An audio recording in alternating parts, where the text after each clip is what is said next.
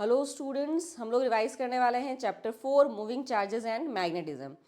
और इस चैप्टर के अंदर सबसे इंपॉर्टेंट जो लॉ है वो है बायो-सावर्ट लॉ, जो कि डिफाइन करता है मैग्नेटिक फील्ड को। सपोज एक करंट कैरिंग वायर है, इसके अंदर करंट पास हो रही है तो उसके सराउंडिंग में मैग्नेटिक फील्ड होता है, ये आपको पता है, और स्टेट ने अपने को बताया था।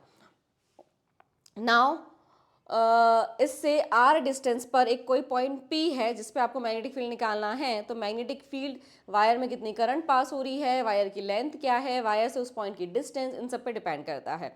तो करंट और लेंथ के डायरेक्टली प्रोपोर्शनल होता है और डिस्टेंस के इन्वर्सली प्रोपोर्शनल होता है। प्रोपोर्शनलिटी हटा के इक्वल करते हैं तो कांस्टेंट लगता है म्यू नॉट अपॉन 4 पाई। यहाँ पर डीएल और आर का क्रॉस प्रोडक्ट है, तो क्रॉस प्रोडक्ट जब ओपन होता है तो आप लोगों को पता है कि साइन थीटा आता है, वेक्टर प्रोडक्ट है। तो कुल मिला के यहाँ पर मैग्नेटिक फील्ड का जो फॉर्मूला निकल के आया अकॉर्डिंग टू बायो-सावर्ट लॉ, वो क्या है, mu naught I D L sine theta upon 4 pi r²। Clear. Next, यहाँ पर डायरेक्शन, क्योंकि मैग्नेटिक फील्ड एक वेक्टर क्वांटिटी है, फोर्स भी वेक्टर क्वांटिटी है, तो डायरेक्शन कैसे निकालेंगे यहाँ पे, तो राइट हैंड थंब रूल से, है ना। इस वायर के अंदर करंट अगर अपवर्ड है तो थंब को, राइट हैंड के थंब को करंट की डायरेक्शन में रखना है, और जो कर्लिंग फिंगर्स हैं वो मैग्नेटिक फील्ड की डायरेक्शन को शो करती है। तो मैग्नेटिक फील्ड की direction due to current carrying wire कौन से रूल से निकलती है, तो राइट हैंड थंब रूल से। ठीक है। मैग्नेटिक फील्ड की यूनिट की बात करें तो टेस्ला इसकी यूनिट है। ठीक है। और डीबी की वैल्यू, डीबी नहीं है एक्चुअली, ये कांस्टेंट के म्यू नॉट अपॉन 4 पाई की जो वैल्यू है वो 10⁻⁻7 होती है, और सिर्फ म्यू नॉट की लिखनी है तो 4 पाई इंटू 10⁻⁻7 हो जाएगी। ठीक है। Next, magnetic field due to a current carrying circular loop. अब सर्कुलर लूप है, अगर स्ट्रेट वायर नहीं होके इस वायर को बैंड करके अगर अपन एक सर्कुलर लूप बना दें तो उस लूप पे करंट कैरिंग सर्कुलर लूप की वजह से जो मैग्नेटिक फील्ड आएगा, अब लूप यहाँ पर इस तरह से है और इसका ये एक्सिस है जो इसके सेंटर से पास हो रही है, तो इस एक्सिस पे किसी भी पॉइंट एक्स डिस्टेंस पर कोई पॉइंट है, वहाँ पर मैग्नेटिक फील्ड निकालना है। इस तरह से देखिए, ये सर्कुलर लूप और इससे एक्स डिस्टेंस, यहाँ पर ये कोई पॉइंट पी है, यहाँ पर आपको मैग्नेटिक फील्ड निकालना है, तो फॉर्मूला आएगा mu naught I r², R radius है इस लूप की और x सेंटर से पॉइंट की distance, upon 2r² plus x² की पावर 3/2। तो ये फॉर्मूला भी अपने को याद रखना है, और n नंबर ऑफ टर्न्स हैं तो यहाँ पर मल्टीप्लाई बाय n भी आ जाएगा सर्कुलर लूप के। Next, magnetic field at the centre of the circular loop के एक्सिस पे था वो वाला formula, mu naught I r² upon 2r² plus x² की पावर 3/2, और सेंटर पे निकालना है तो mu naught I upon 2r, n number of turn से तो n से मल्टीप्लाई हो जाएगा। क्लियर। तो mu naught I upon 2r याद रखना है सर्कल के सेंटर पे। नेक्स्ट बात करते हैं एम्पियर-सर्किटल लॉ।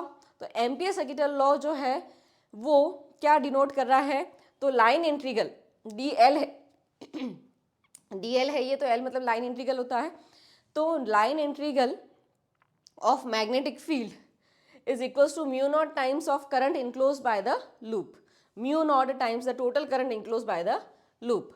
ठीक है। मैग्नेटिक फील्ड स्ट्रेट वायर की वजह से mu naught I upon 2 pi r, pi straight wire में आ रहा है, सर्कुलर लूप में नहीं आ रहा है। सर्कुलर लूप का mu naught I upon 2r ही है। हमें लगता है कि सर्कल है, सर्कुलर लूप है तो वहाँ 2 पाई r आएगा, तो ऐसा नहीं है, है ना। वहाँ पर पाई नहीं आता है, स्ट्रेट वायर में पाई आता है। ये चीज़ बच्चे जो है वो गलती करते हैं, कन्फ्यूज हो जाते हैं, तो यहाँ नहीं होना है। स्ट्रेट वायर का और सर्कुलर लूप का मैग्नेटिक फील्ड के फॉर्मूलेज याद होने चाहिए। Next, magnetic field due to a straight solenoid. अब सॉलिनॉइड क्या होता है, जब वायर को अपन ने n नंबर ऑफ टर्न्स करके क्या कर दिया है, वाउंड कर दिया है, ठीक है, और अंदर कुछ नहीं है तो उसको अपन एयर कोर्ड सॉलिनॉइड कहते हैं। तो स्ट्रेट सॉलिनॉइड का जो मैग्नेटिक फील्ड होता है b equals to mu naught ni, small n जो है यहाँ पर वो number of turns per unit length है, लेंथ ऑफ सॉलिनॉइड, तो है ना। एंड एंड्स पे जैसे ये सॉलिनॉइड है ना, ऐसे नहीं होगी, इस तरह से होगी, तो इसके दोनों एंड्स पर, यहाँ पर और यहाँ पर जो मैग्नेटिक फील्ड होगा वो म्यू नॉट ni का हाफ होगा, जबकि सेंटर में जो होगा या इनसाइड कहीं भी किसी भी पॉइंट पर अंदर मैग्नेटिक फील्ड जो होगा वो म्यू नॉट ni होगा, और दोनों एंड्स पे म्यू नॉट ni/2 होगा। तो कर्व इस तरह से आता है बेसिकली कि यहाँ तो म्यू नॉट बाई ni है और यहाँ दोनों जगह उसका हाफ रह जाता है। Next, Lorentz force. अगर कोई चार्ज पार्टिकल इलेक्ट्रिक फील्ड में रखा हुआ है तो उस पर इलेक्ट्रिक फोर्स लगता है QE। अगर वो मैग्नेटिक फील्ड में रखा हुआ है तो उसमें मैग्नेटिक फोर्स लगता है QVB, लेकिन अगर वो इलेक्ट्रिक और मैग्नेटिक दोनों फील्ड के प्रेजेंट में है तो उस पर लोरेंज फोर्स लगता है, तो QE प्लस QVB, तो Q को अपन ने कॉमन ले लिया है तो E plus V cross B, V cross B को आप VB साइन थीटा भी लिख सकते हैं। सिर्फ मैग्नेटिक फोर्स की बात करें, कोई एक चार्ज पार्टिकल V वेलोसिटी से मैग्नेटिक फील्ड के अंदर मूव कर रहा है तो उस पर जो फोर्स लगेगा ड्यू टू मैग्नेटिक फील्ड वो लगेगा QVB मैक्सिमम फोर्स, या QVB साइन थीटा, या QV क्रॉस भी कह सकते हो आप, ठीक है। और direction, right hand palm rule और फ्लेमिंग लेफ्ट हैंड रूल। देखिए डायरेक्शन बहुत ज़्यादा इंपॉर्टेंट है, ये सारे डायरेक्शन वाले लॉज या रूल्स आपको लगाने आने चाहिए, क्योंकि CBSE के अंदर जो है वो क्वेश्चंस डायरेक्शन वाले आते हैं, है ना। डायरेक्शन पूछते हैं आपसे कि ये किस डायरेक्शन में मूव करेगा, अगर एक्स से आ रहा था या वाई से आ रहा था या इस प्लेन में है या आई कैप या जे कैप से आ रहा है तो किधर मूव करेगा, किस डायरेक्शन में फोर्स लगेगा, ठीक है। तो मैग्नेटिक फील्ड की डायरेक्शन निकालनी है तो right hand thumb rule, magnetic force की डायरेक्शन निकालनी है तो या तो फ्लेमिंग लेफ्ट हैंड रूल या right hand palm rule. Right hand palm rule ज़्यादा इजी है क्योंकि फ्लेमिंग लेफ्ट हैंड रूल के अंदर जो है वो हाथ को, फिंगर्स को आपको बहुत टर्न करना पड़ता है, लेकिन right hand palm rule is very easy क्योंकि थंब है, पाम है और पाम का मोशन है, फिंगर्स की डायरेक्शन, थंब की डायरेक्शन एंड पाम का मोशन, तो it will be more easy to use right hand palm rule to find the direction of magnetic force. तो ये मैं ज़्यादा प्रेफर करती हूँ और आप लोगों को भी यही ज़्यादा इजी रहेगा। Next, magnetic force does not change the kinetic energy of the charge particle. Magnetic force सिर्फ चार्ज पार्टिकल की क्या चेंज कर रहा है बच्चों, डायरेक्शन चेंज कर रहा है। पार्टिकल ऐसे जा रहा था तो उस पर फोर्स ऊपर लगा तो वो ऊपर मूव कर गया, फिर ऐसे मूव कर गया, ऐसे मूव कर गया, कहने का मतलब फोर्स जो है वो सिर्फ उसकी डायरेक्शन चेंज कर रहा है, उसको एसेलरेट नहीं कर रहा, उसकी वेलोसिटी को कम ज़्यादा नहीं कर रहा, दैट मीन्स उसकी काइनेटिक एनर्जी को चेंज नहीं करता है, does not change the kinetic energy of the particle. Clear. Next, trajectory एक चार्ज पार्टिकल की एक यूनिफॉर्म मैग्नेटिक फील्ड के अंदर, ये यूनिफॉर्म मैग्नेटिक फील्ड है, क्रॉस क्रॉस क्रॉस क्रॉस, एक चार्ज पार्टिकल आइदर पॉजिटिव या नेगेटिव जो भी है एंटर करता है तो वो कौन सा पाथ ले लेता है, सर्कुलर पाथ ले लेता है। तो सर्कुलर पाथ जब वो लेता है, ठीक है, तो उसका जो शेप है वो एंगुलर मतलब सर्कुलर हो जाता है, ठीक है। स्ट्रेट लाइन 0 और 180 पर मिलेगा, बाकी किसी भी एंगल पे वो क्या होगा, सर्कुलर आर्क ले रहा होगा। 90 डिग्री अगर उस पर फोर्स लग रहा है तो वो सर्कल ले लेगा। Helical in any acute angle, अगर वो देखिए किसी भी एंगल पे गया है तो V और B पे डिपेंड करेगा। 0 और 180 डिग्री मतलब कि ऐसे जा रहा है या ऐसे आ रहा है तो स्ट्रेट लाइन सीधा निकल जाएगा मैग्नेटिक फील्ड के साथ एंगल, है ना। वेलोसिटी और मैग्नेटिक फील्ड के बीच में एंगल की बात कर रहे हैं अपन, ठीक है। अगर दोनों के बीच में एंगल 90 डिग्री है तो सर्कल लेगा, और कोई भी एक्यूट एंगल है तो वो हेलिकल पाथ, हेलिक्स ट्रेस करेगा। तो किस तरह की ट्रेजेक्ट्री आएगी उसकी बात हो रही है, ठीक है। फॉर वी बी परपेंडिकुलर, अगर ये परपेंडिकुलर एंटर करता है मैग्नेटिक फील्ड के अंदर कोई चार्ज पार्टिकल तो उसकी वेलोसिटी क्या होगी, तो QBr/m, रेडियस क्या होगी mv/qb, क्योंकि यहाँ फॉर्मूला लगेगा centripetal force must be equals to QVB। तो यहाँ से आप रेडियस भी निकाल लोगे, वेलोसिटी भी निकाल लोगे, angular velocity, time period 2πm/qb, frequency time period का रेसिप्रोकल होता है, काइनेटिक एनर्जी हाफ mv² होती है, तो half m as it is velocity का फॉर्मूला पुट करके अब ये फॉर्मूलेज आ जाएंगे सारे। और अगर एंगल लेस देन 90 डिग्री है, अगर कोई चार्ज पार्टिकल मैग्नेटिक फील्ड में परपेंडिकुलर एंटर नहीं करके किसी एंगल पे एंटर कर रहा है जो कि लेस देन 90 डिग्री है, एक्यूट एंगल है, तो उसका पाथ जो है वो हेलिकल हो जाएगा। तो अब उस हेलिक्स की रेडियस और हेलिक्स का टाइम पीरियड निकालना है। तो हेलिक्स की रेडियस का भी वही फॉर्मूला है mv/qb जो पहले था, लेकिन mv साइन थीटा, v का साइन थीटा वाला कंपोनेंट यहाँ पर लेंगे वेलोसिटी का, और टाइम पीरियड वही है सेम, फ्रीक्वेंसी भी वही है, पिच मतलब डिस्टेंस, तो डिस्टेंस जब ट्रेवल करी तो वो तो v कॉस थीटा, और जब आप रेडियस निकाल रहे हो तो v साइन थीटा वाला कंपोनेंट लेना है वेलोसिटी के। Clear. Next, acceleration through potential v, है ना। तो काइनेटिक एनर्जी का फॉर्मूला हाफ mv² भी होता है और काइनेटिक एनर्जी का फॉर्मूला qv भी होता है।